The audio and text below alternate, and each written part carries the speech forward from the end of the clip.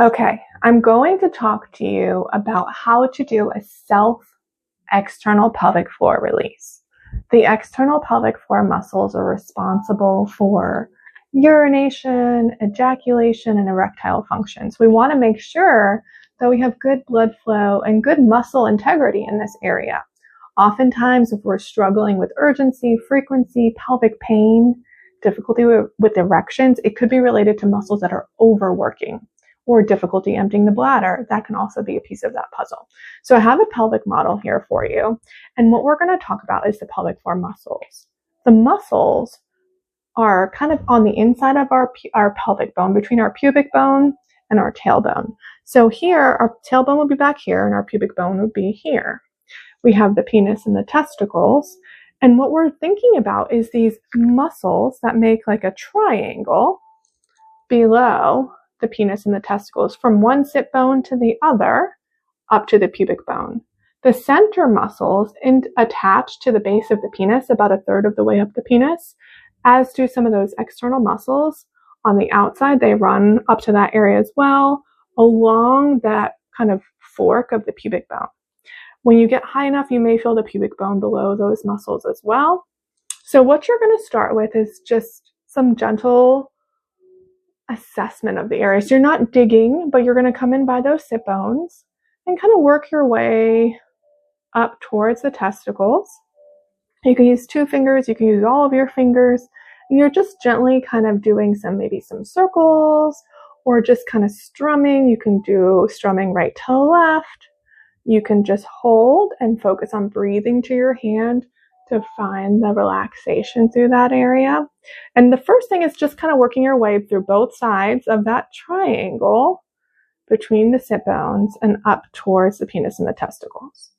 Then what you're going to do is, if you find an area that's tender, you're going to think about holding some gentle pressure. We're talking very gentle pressure. It doesn't take much.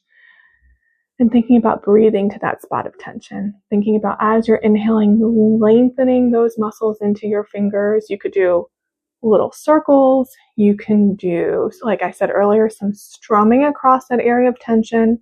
After about a minute or so, you move to the next space and the next area where you're feeling tension. And you do the same thing. You focus on breathing.